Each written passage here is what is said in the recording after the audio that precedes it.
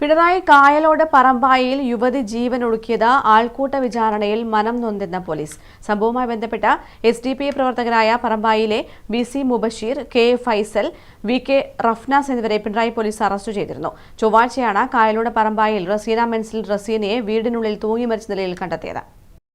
ഞായറാഴ്ച വൈകിട്ട് 3 മണിയോടെ കായലോട് അച്ചങ്കരപ്പള്ളിക്ക് സമീപം മയ്യിൽ സ്വദേശിയായ ആൺസുഹൃത്തുമായി കാറിനരികിൽ സംസാരിച്ചിരിക്കുകയായിരുന്നു റസീന.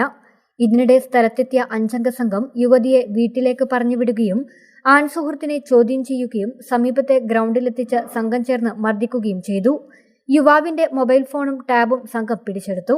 പിന്നീട് രാത്രി SDPI ഓഫീസിലെത്തിച്ച് ഇരുവരുടെയും ബന്ധുക്കളെ വിളിച്ചു വരുത്തുകയും സംസാരിച്ച ശേഷം യുവാവിനെ ബന്ധുക്കളോടൊപ്പം പറഞ്ഞുവിടുകയും ചെയ്തു.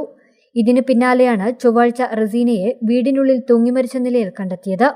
യുവതിയുടെ ആത്മഹത്യാക്കുറിപ്പിൽ നിന്നും ലഭിച്ച വിവരത്തിന്റെ അടിസ്ഥാനത്തിലാണ് SDPI പ്രവർത്തകരായ പറമ്പായിലെ BC Mubasheer, KA Faisal, VK Rafnas എന്നിവരെ പിണറായി പോലീസ് അറസ്റ്റ് ചെയ്തത്.